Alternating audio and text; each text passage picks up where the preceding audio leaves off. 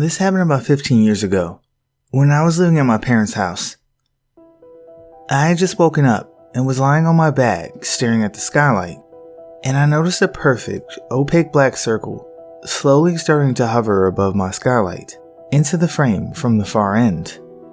The skylight is just a little further down the room and parallel to my bed. It slowly moved in from the end, hovering toward the center above the skylight, and then slowly moved to the right and out of frame. It was about 7 a.m., and the whole incident lasted about 6 or 7 seconds.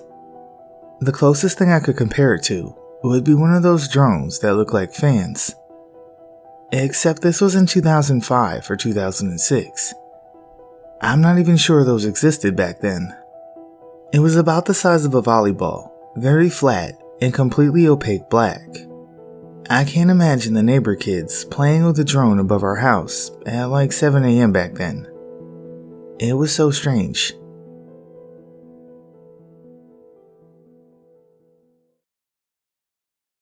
So I'll start this off by saying, I've always been deathly afraid of aliens. Ever since I was a young child, I couldn't watch alien-related movies without having awful nightmares. I was also very afraid of seeing their faces in the darkened windows of my bedroom in the cold Alaskan nights.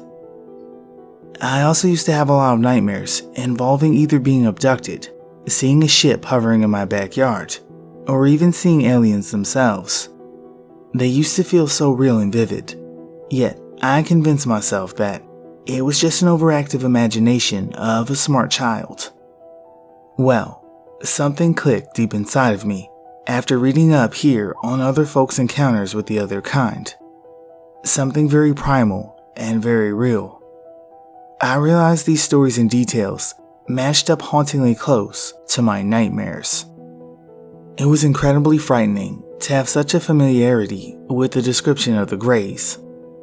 I then gained a memory that I had long forgotten or dismissed perhaps.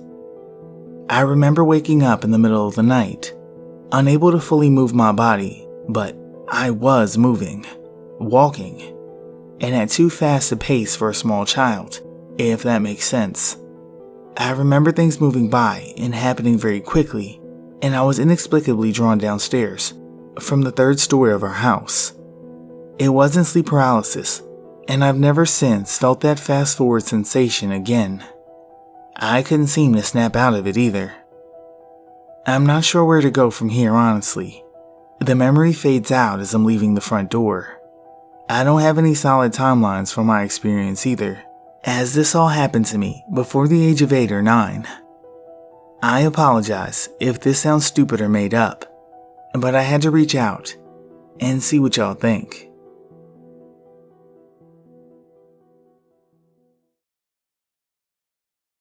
This happened around the early part of 2009. I remember there was still a little snow on the ground, so probably before April. At the time, I was working in an office 2 floors above a large warehouse, and my desk sat next to a nearly floor-to-ceiling high window. I often took my lunch at my desk, as I was this particular day. It was cloudy and gloomy out. I happened to be watching a hawk flying from the office roof over my window to a group of trees at the far edge of our parking lot, when I saw a large blackish-gray object in the sky in the distance. As it got closer, I saw it was a blimp, but it was very big and long, almost cigar-shaped, more like a 1930s Zeppelin. It went right over our parking lot and office, and I couldn't make out any markings or writings on the airship as I followed it from window to window on the opposite side of the office. To my surprise, there was another airship that looked exactly the same, flying overhead, not far behind the first. I continued to watch them fly off into the distance until I couldn't see them anymore. I was amazed at their size, far bigger than your normal Goodyear blimp, and reminding me of pictures of the Hindenburg, but completely dark colored. Plus, I didn't hear any motors as these things flew over. We would sometimes hear low-flying planes or helicopters in the office, but I heard nothing from these 2 crafts. Also, I don't remember seeing gondolas on the bottom of either, like a normal blimp has. Oddly, as the ships were going overhead, I saw two of my coworkers standing in the parking lot, looking up and pointing, and when they came in, I asked them about the airships, and they had no clue what I was talking about, even though the objects had flown right over them when they were standing out there. They said they were just watching the hawk chasing another bird. It made me wonder what I actually had just seen, or if only I saw them.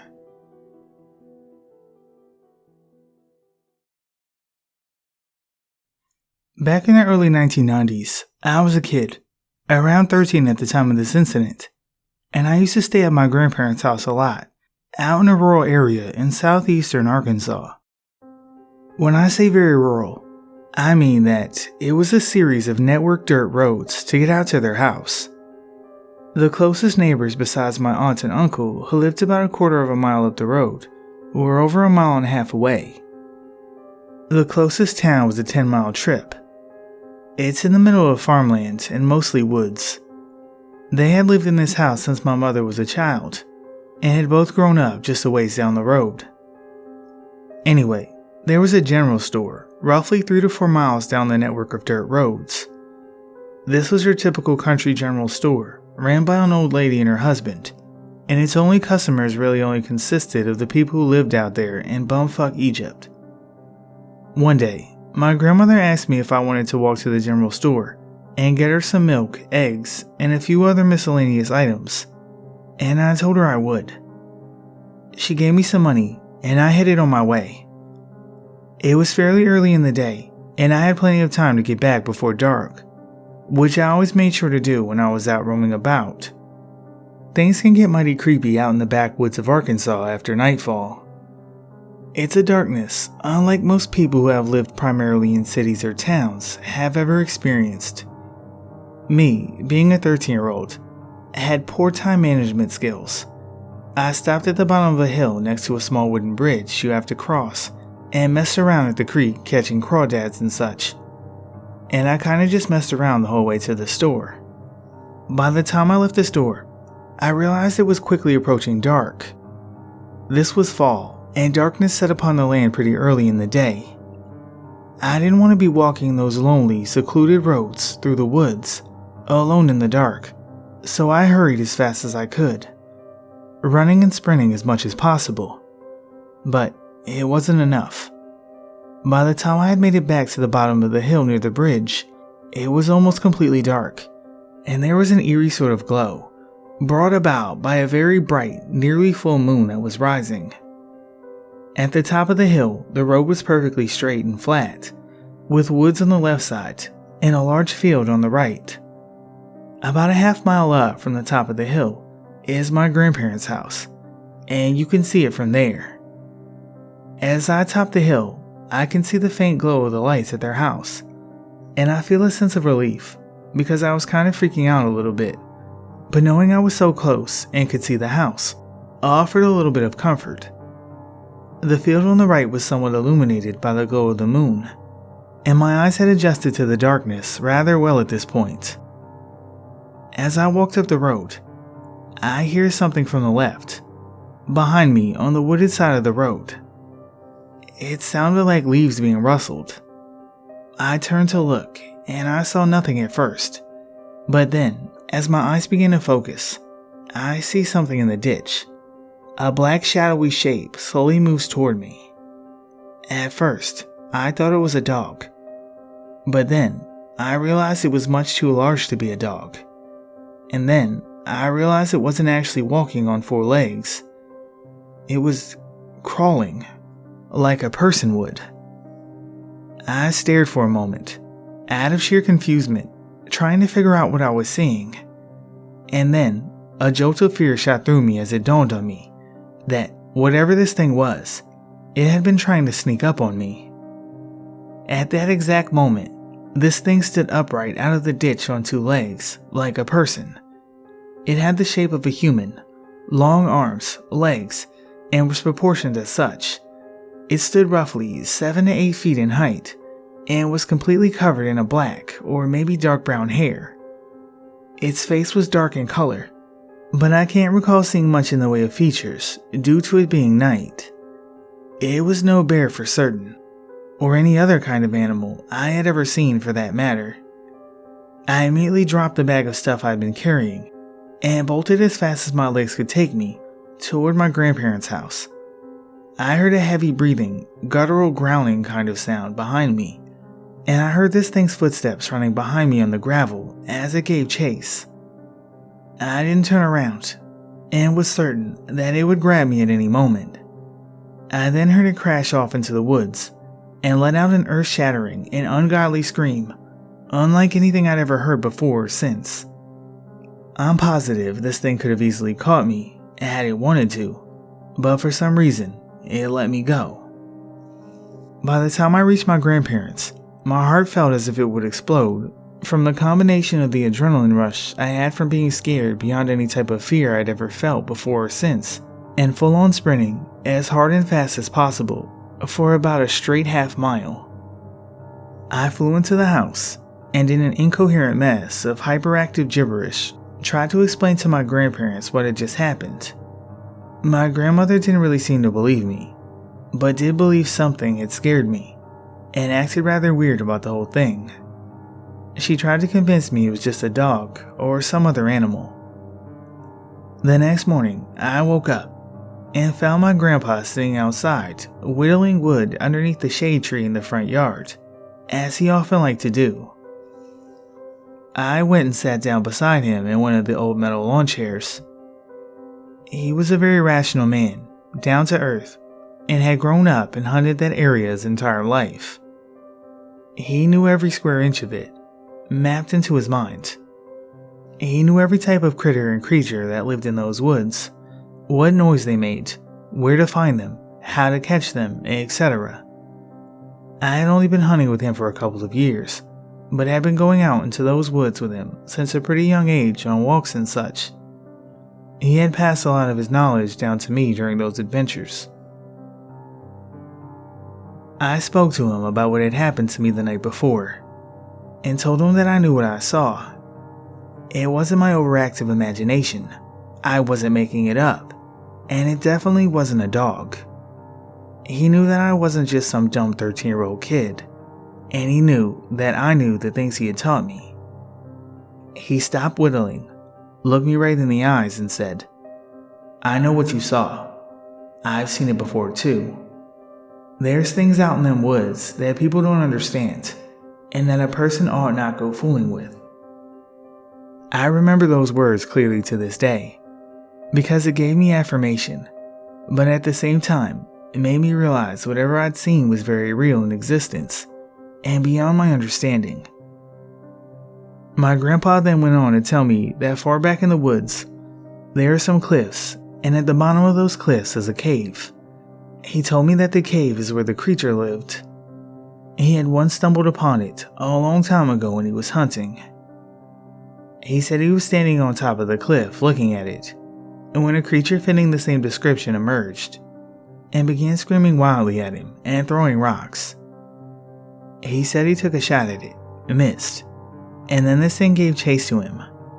But my grandpa was on top of the cliff, so in order to get to him, this thing had to go around a pretty good distance and then up, which he said it quickly began to do, so he hightailed it out of there in a hurry. He said the whole way back home, he felt as if he were being watched, and kept hearing twigs snap behind him, and he was certain that it was following him, stalking him.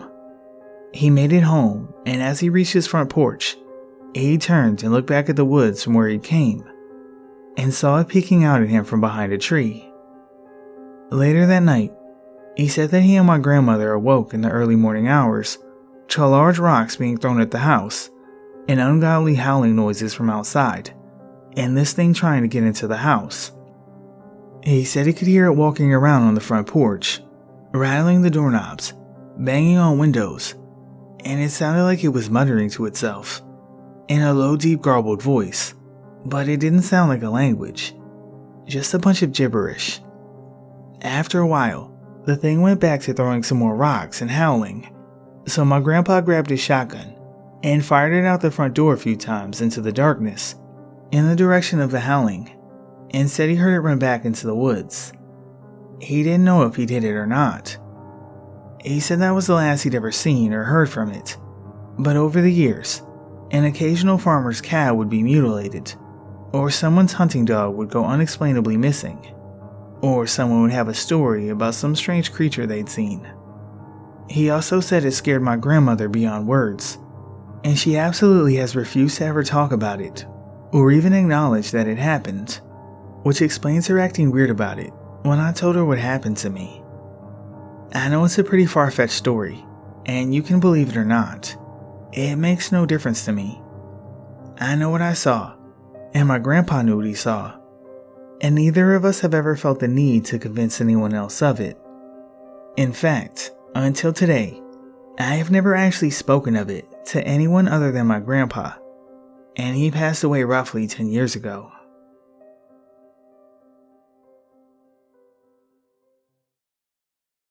My family's from Oakland, California. This was 2012. I was 16, my brother was 12, and my parents were both in their mid-50s. One summer, we were on a road trip and ended up camping in the mountains above Lander, Wyoming. I remember sitting in the back seat behind my dad who was driving. We were on a dirt road above Sinks Canyon, and all the windows were open. It was July and very nice out. We pulled over by the turnout to one of the lakes to the right of us to look at the map. My parents weren't sure how to get to the campground on the other end of the several-mile road. About this time, a young lady came jogging from the other direction. I remember she was blonde, had on a yellow tank top and dark shorts. My dad waved out the window to her and called her over. He explained that we were lost and asked if she knew the area. She introduced herself as Amy. "I sure do. If you keep following this," she motioned toward the road in front of us, "it will take you to Lewis Lake. The campgrounds are going to be on your left." A few years later, I saw an episode of Disappeared that featured a runner who had gone missing in the late 1990s outside of Lander, Wyoming, and had never been found. When they showed her name, Amy Bechtel, and her photo, the hair on my neck immediately stood up. It was her. When we saw her, she appeared to be the same age and was wearing the same clothes described in the program. I showed my dad a few days later, but he didn't remember the specifics that I did. He remembered her name being Amy, but also thought that I was imagining things. My brother was asleep when this happened, and my mom didn't remember anything. But 5 years later, I know what I saw. It was Amy.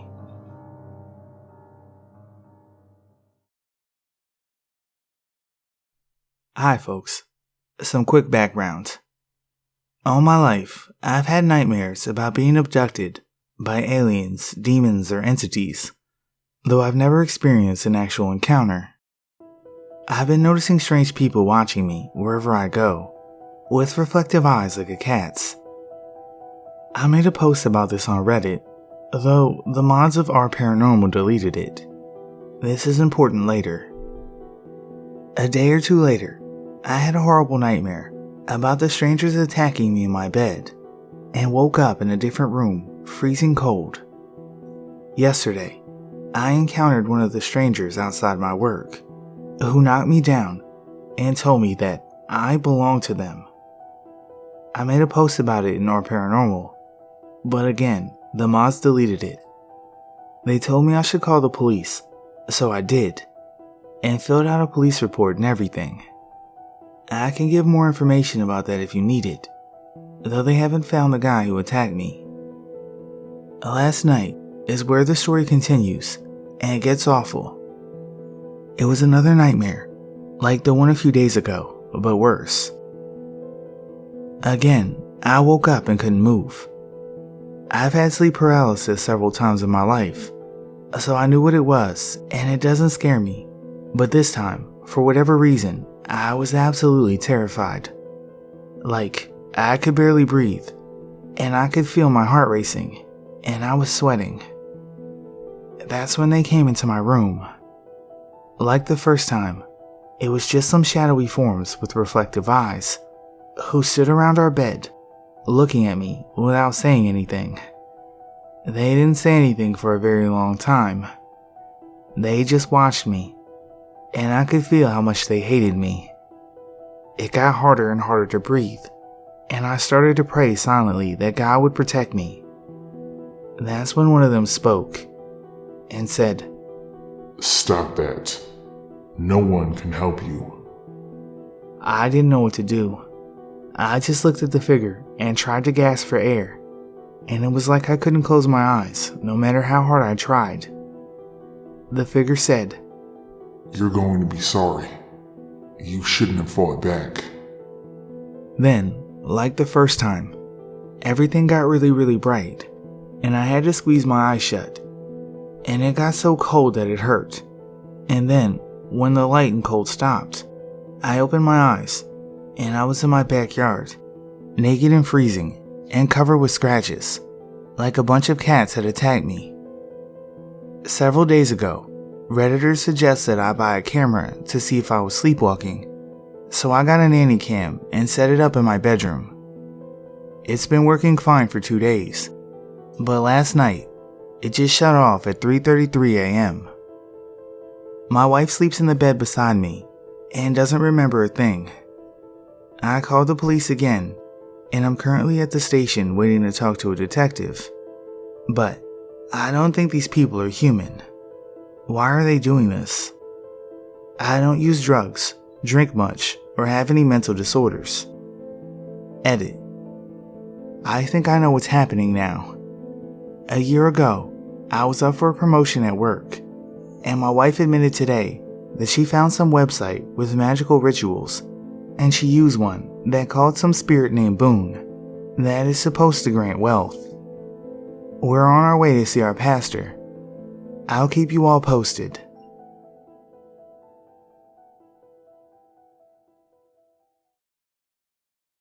This happened way back in late 1989 or early 1990. At the time, I lived in Santa Fe, Texas, and drove my then boyfriend back and forth to work in Alvin, along Business 35 at Avenue I and Steel Road. It was getting close to sunset, and as evening is my favorite time of day, I had parked facing the west between a low-roof building and some kind of structure, something like a radio tower with a blinking red light at the top. While drinking my usual coffee, I noticed some movement in the distance. I thought it might be some herons and became more interested since I like watching large birds fly. The closer they got, however, the less they looked like birds of any kind. As I watched them come into view, it turned out that what I was looking at wasn't anything living, at least not how we think of things that have flesh and blood. These were just balls. 5 chrome balls, about 3 or 4 feet in diameter, perfectly round, flying in a V formation. They were gliding silently and steadily along, no variation in space or speed in any direction, just staying the course, roughly 50 feet above the ground. As they got above the truck I was driving, I sat on the door's window opening and watched as they flew past and right in line with the road behind me. It was so amazing and confusing, I had to resist the almost overwhelming urge to start the truck and follow them to wherever they were going. My eyes never left them except to blink. The entire time watching was spent trying to identify what the hell they were. It's never far from my mind for long, and it drives me crazy sometimes. I have never heard of anything similar. Has anyone experienced anything like that? Anyone in the area that may have seen the same thing? It was around rush hour, so I wouldn't think there were many people looking up at the sky.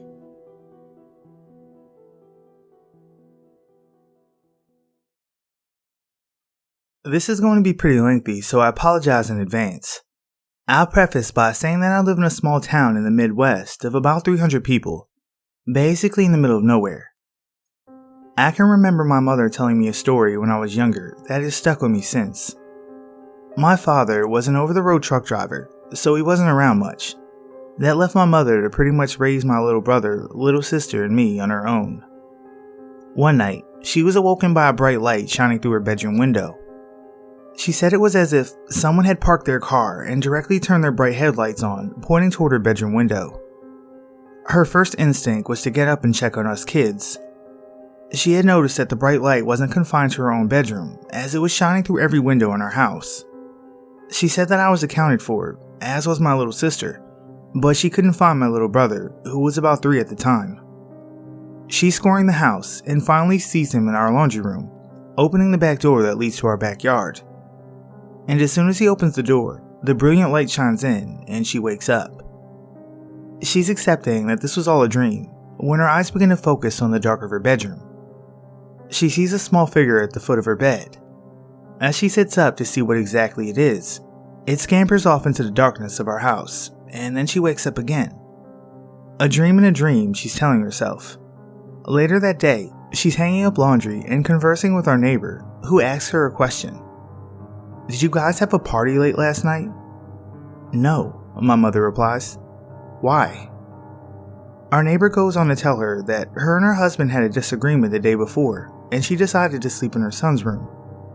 At about 3 a.m., she was awoken by a bright light emanating from around our house. Fast forward to a few years ago. I own our old house and have children of my own.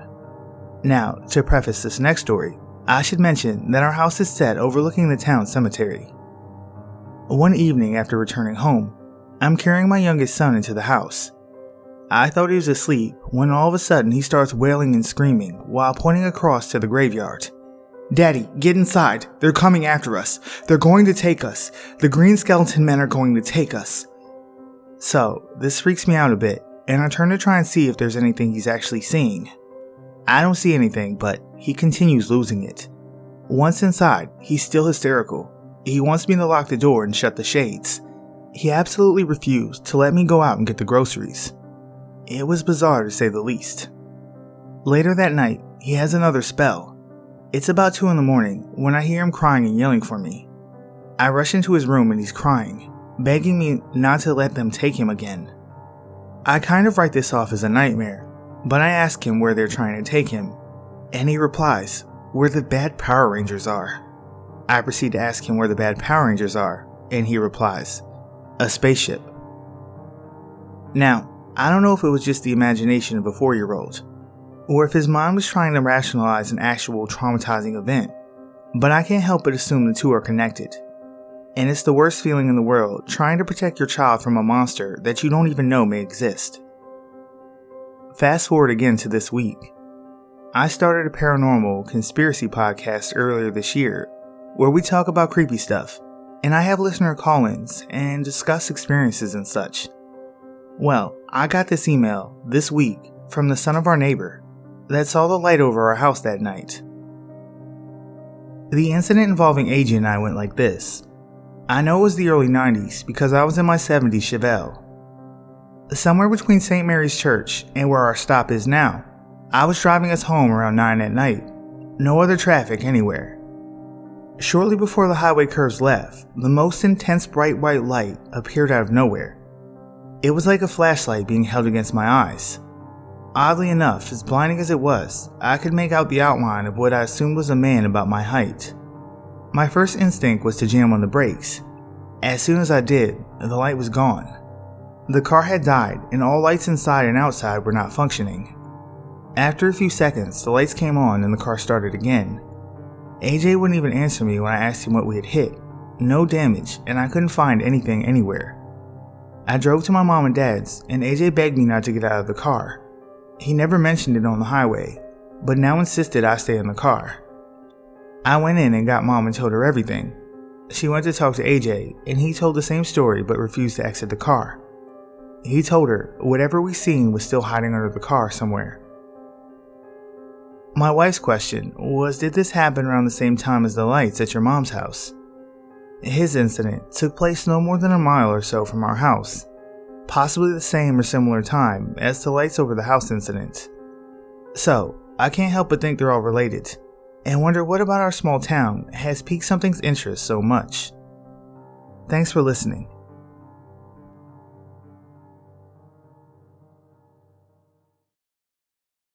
So, to start from the beginning, I, a 30-year-old female, met this guy on Bumble, a 39-year-old male, while I was renting a room at a sober house in Colorado Springs to get everything squared away to officially move out here. Nursing license transferred, job, apartment, etc. After I officially moved out and got settled in, we talked on the phone a few times and decided to meet in person. It was about 4 in the afternoon, and we planned to have dinner and maybe go on a scenic drive. He had asked me to pick him up from his work, and we could go from there. I didn't think much of it at the time, so I went to his work and picked him up, figuring I would drop him back off so he could take his car and go home. The first thing he told me to do when he got in my car was to stop at the liquor store.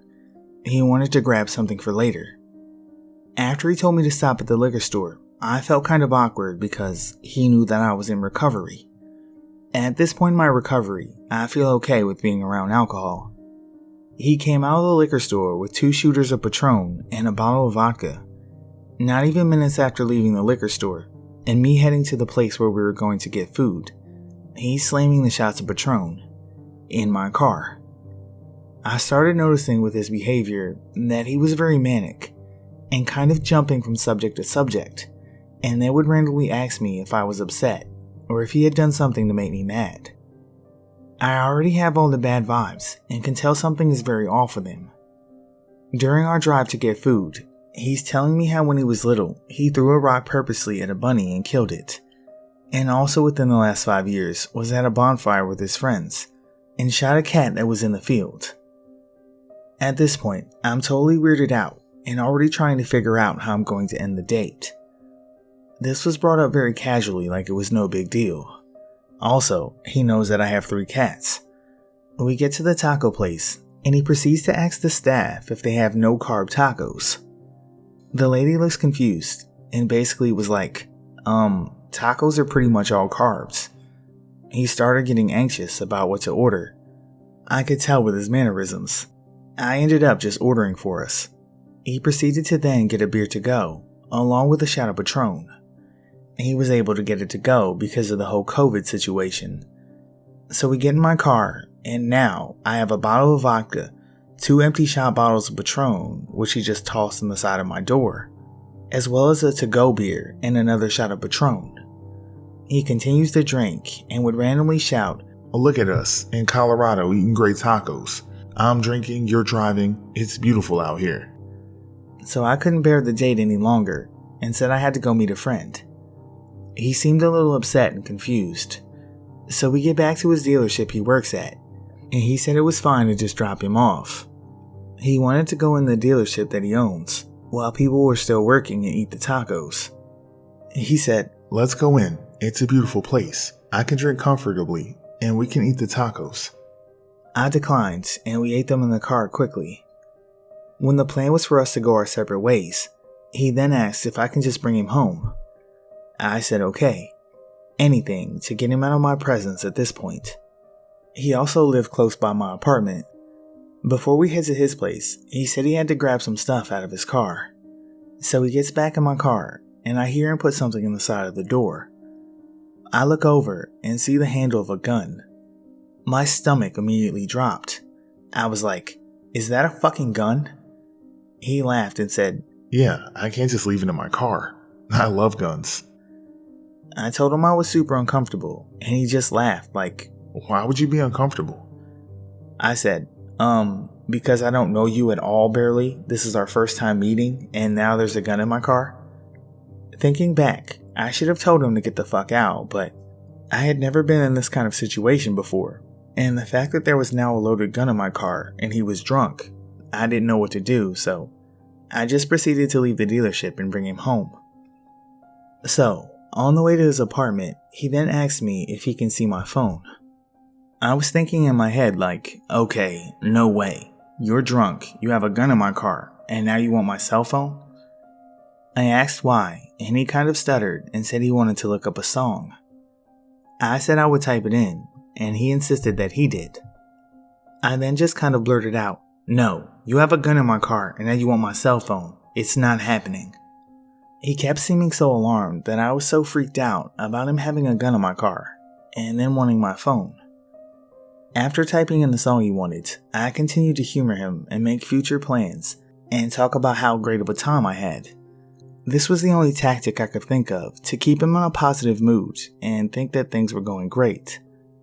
All I could think of was the loaded gun next to him. So, finally, after what felt like hours, we get to his apartment. As he's getting out of my car, he goes to grab his gun very haphazardly and literally has his finger on the trigger. At this point, he was still in my passenger seat. He then steps out and could probably see the look of fear in my eyes, and he just fucking laughs. Then, he whipped the gun around the front of him and finally put it in his back pocket. Mind you, once again, he's been drinking the entire time, and also told me he had shot and killed a cat on purpose. He then told me to keep the bottle of vodka he had bought, so I had to come back later to watch a movie with him. I said absolutely not. Take the bottle and I'll call you after I meet my friend. I never again reached out, and I haven't heard from him since. Thank God.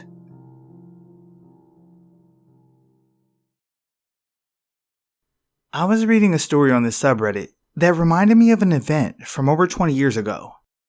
In the second half of 1998, I had taken a job as a security guard at a plant that made locks. Being a kid, I usually worked one of 3 shifts, 4 p.m. to 12 a.m., 7:30 p.m. to 3:30 a.m., or 12 a.m. to 8 a.m. The 7:30 to 3:30 shift was just for extra coverage, so there were always 2 of us from 7:30 to midnight. It was a routine, boring job for the most part. We did our rounds, logged anything out of the ordinary, and watched a tiny monitor displaying the CCTV feed. Things went by in an almost painfully normal manner for 6 months. I worked, saved, bought a car, and planned to move.